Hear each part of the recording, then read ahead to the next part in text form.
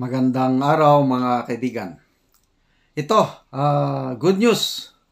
Ang batikang abogado na si Attorney Harry Roque may napakagandang projection, bold projection tungkol kay VP Sara, yung kanyang rating. Na sigurado daw tung last quarter tataas ulit ang ratings niya. So, bakit? Bumulusok ang rating ni VP Sara, double digits, itong third quarter dahil sa dalawang bagay. Una, dahil sa inflation, apektado siya sa mataas na presyo ng bilihin. So lahat bumaba ang ratings, lahat na top 5 officials ng government, plus yung issue ng confidential funds. So, bumulusok. Ngayon, according to Attorney Roque, itong last quarter, tataas ang rating, makakabawi si VP Sara dahil din sa confidential funds. Bakit? Yung kapuri-puri na ginawa niya sa Senado, yung budget hearing na nandun siya, yung nag-decide siya na wag na lang ako bigyan ng confidential funds. Nakakahati yan sa ating bansa. So ayokong mahati ang ating bansa, dapat magkaisa tayo, forget about confidential funds. Nako, ang laking puntos nun para kay VP Inday Sara. At alam mo, ang taong bayan, marunong makiramdam mo, nagmamasid. Halos lahat ngayon, nagso-social media na eh. So, I agree with Attorney Roque.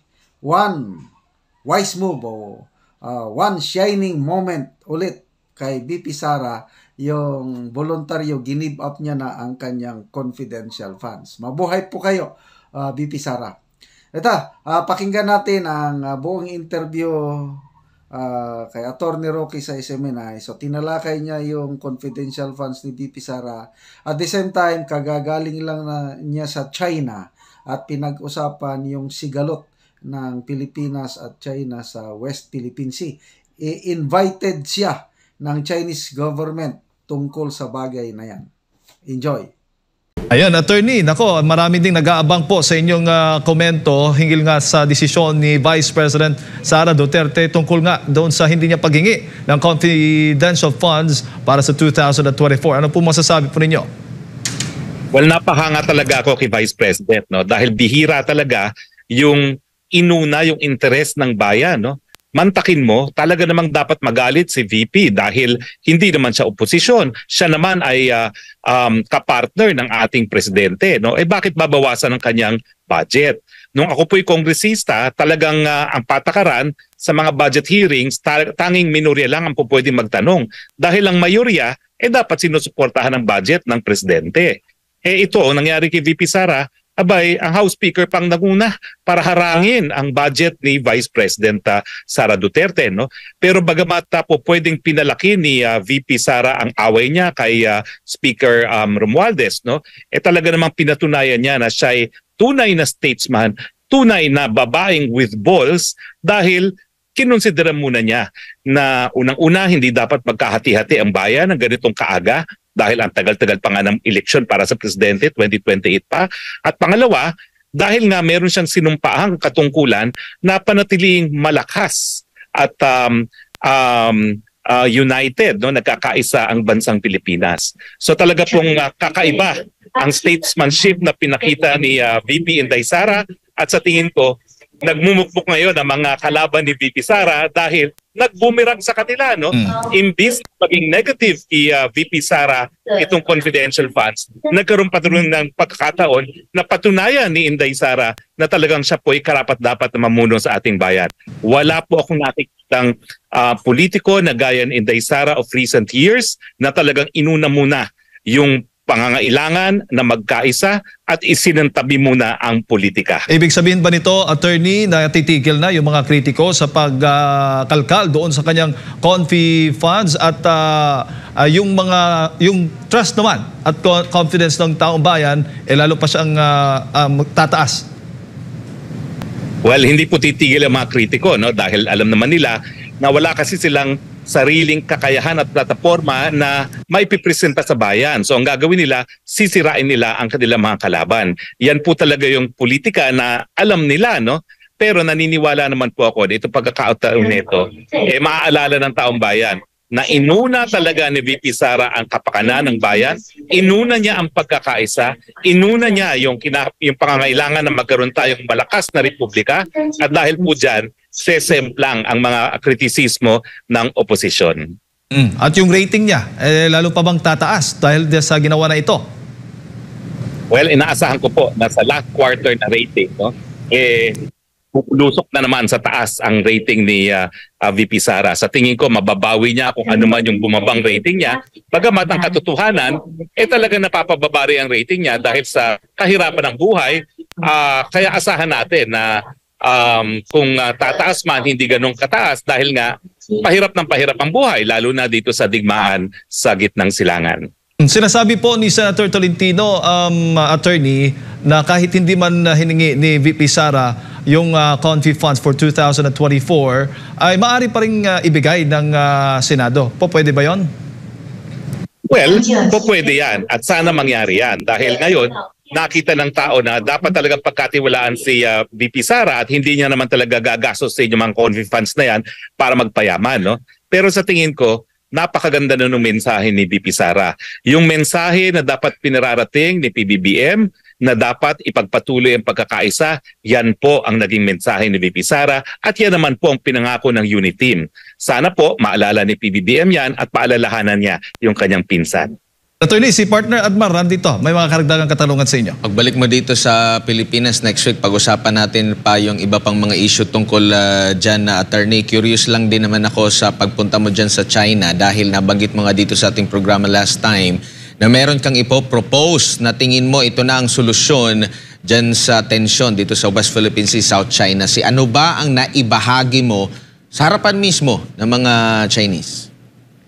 Well, alam niyo po itong pinuntahan ko, ito po ay sponsored mismo ng Chinese Institute for South China Sea. So talagang nakatutok po sila dito sa problema ng South China Sea. At ang mabuting balita naman po ay napakinggan po tayo at sa tingin ko nagkaroon na ng panimula sa paghahanap ng solusyon, no? Hindi naman talaga magiging magkakaroon ng solusyon yan overnight. Pero tingin ko nakinig sila. At ang sabi ko naman, kayo naman, napakaliit na bagay itong pinag-aawayan natin. Bakit? Dahil as a matter of fact, wala namang ibang bansa na po pwedeng mag-claim ng 200 nautical miles na EEZ kundi ang Pilipinas dahil tayo lang naman talaga ang archipelago na katabi ng South China Sea, no? At meron tayong karapatan na 200 nautical miles. So bukod sa Pilipinas, sinabi rin ng Arbitral Tribunal na as a matter of fact, wala dun sa pinag-aagawang mga geographic figures, geographic features ang po pwedeng mag-generate ng EEZ. Dahil hindi nga po pwedeng makasustena ng buhay yung kahit anong high tide elevation. O ito yung mga bato na kahit all the time ay above water. Now, as a matter of fact din, aanim lang naman yung mga high tide elevations, no, na po pwedeng magkaroon ng territorial sea na subject doon sa soberenya at sa jurisdiction ng coastal state. 6 lang. Ibig sabihin niyan, yung 6 na yan will only have 72 miles of territorial seas. Tapos, yung 200 nautical miles ng EEZ ng Pilipinas na mababawasan pa yan kasi may overlap tayo sa Vietnam, may overlap tayo sa Japan, may overlap tayo sa Malaysia. So, linalagay ko yan sa mga 150. So, kung i-add mo yan, 150 at saka 72, ang po pwedeng maging high seas na po pwedeng pangalagaan ng lahat ay napakalaki dahil ang South China Sea ay 1,315,000 miles. Ano pa naman yung 72 plus 150? Napakaliit nun. At yung kabuuan ng balanse ng 1,315,000 miles, yan po ay high seas na po pwedeng pangalagaan ng lahat na nag-aangkin ng karagatan na yan dito sa Asia. At sabi ko nga, gawin na natin yung suhestyon ni Antonio Oposa na tawagin niyang Sea of Asia. Alam mo, nakinig sila. Kasi ang assumption nila lahat ng mga claimants mga angkin ng 200 nautical miles, no, napakalawak ng mga karagatan. Wala namang ganong karapatan, no, except ang Pilipinas lang. At hindi yan dahil sa mga isla diyan sa Spratlys Islands, kung hindi dahil yan sa Palawan, no. So tingin ko nakonbinsi ko sila na talagang magsimula na ang proseso na maghanap ng solusyon, at dahil ito ngang institusyon nito, ang pangunahing institusyon dito sa China na nag-aaral tungkol sa West Philippine Sea, nangako naman po yung hepe na talagang ipagpapatuloy po itong prosesong ito. Ikukulong kami sa susunod sa isang kwarto hanggang matapos namin isang komprehensibong solusyon na ipipresenta sa mga politiko at mga policy makers na mga nag-aangkin ng mga bansa. Attorney, sino po ba yung present doon sa naturang forum? Well, syempre, I am the heart of the beast. Nasa China po ako, no? At nandun mismo yung deputy foreign minister nila, no? Parang undersecretary, at nandun nga yung chairman ng kanilang Institute of South China Sea. Nandun din ang dalawang mataas na opisyales ng Vietnamese Diplomatic Academy na nangunguna sa pag-aaral ng posisyon naman ng Vietnam pagdating sa South China Sea. At nandun din ang Malaysia, nandun din ang sino pa bang nandoon? Malaysia, Indonesia. So maraming mga taga-ASEAN din na naroon, no? So it is a high-level, high-powered conference, at nagagalak naman po ako na isa tayo sa pinakauna na nag-ahi ng solusyon. At lumabas po kami dun sa konferensyang yan, lahat kami convinced na panahon na talaga na imbis na yung mga akademiko palagi lang nagsasabi na napakalakas ang titulo namin dyan sa Pilipinas, nag-e-epal na yung mga nasa pamantasan na umaasang maging politiko na talagang pinagagalit ang mga Pilipino sa mga China, tama na yan kasi wala namang kahit na yan. Kinakailangan talaga solusyon at wag na natin galitin yung ating mga kababayan. No? At lahat naman po ay sumang-ayon doon sa aking suhestyon dahil napapansin naman talaga nila na pati yung mga akademiko nila nagiging propagandalist na lamang. No? Sabi ko, kung propaganda tayo, pati tayo mga scholars at mga akademiko, sino pa mag-iisip ng solusyon? Ayan nga ang inaasahan ng ating mga kababayan sa ating mga dalubhasa.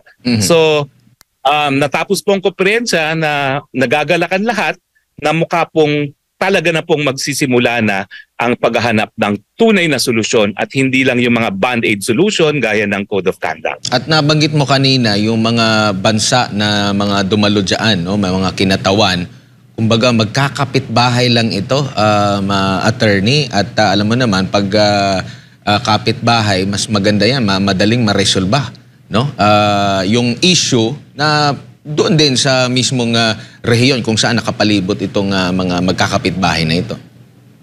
Well, kaya nga po tinapos po ang aking presentasyon doon sa pag-ulit sa ating kasabihan, no, na makipag-away ka na sa iyong kamag-anak, wag lang sa iyong mga kapitbahay. At lahat naman po sila ay natuwa dahil talaga namang pag nagkita-kita tayo mga magkakapitbahay, mga Chino, mga taga-Southeast Asia, iba talagang samahan natin at iba ang tingin natin sa isa't isa. Talagang alam natin na hindi lang tayo magkakapitbahay, alam natin na iisa lang ang ating pinanggalingan at kahit anong gawin natin, kinakailangan mapayapa tayong mabuhay sa katabi ang isa't isa dahil hindi naman natin po pwedeng ilipat ang ating mga teritoryo. Okay, siguro next week ay marami ka pang isi-share. Oo. Dahil medyo gipit lang tayo sa oras sa attorney. Marami kang utang sa ating mga babae. Sa Lunes, makakasama ka namin muli at maibahagi ng husto kung ano pa yung mga kung gusto ko rin marinig yung iba-ibang mga posisyon din. Sabi mo nga, meron kang nakitang solusyon, yung iba pa, meron ba silang naibigay din na solusyon? Pag-usapan natin yan next week. May kaabang-abang tayo kay Attorney Harry Roque.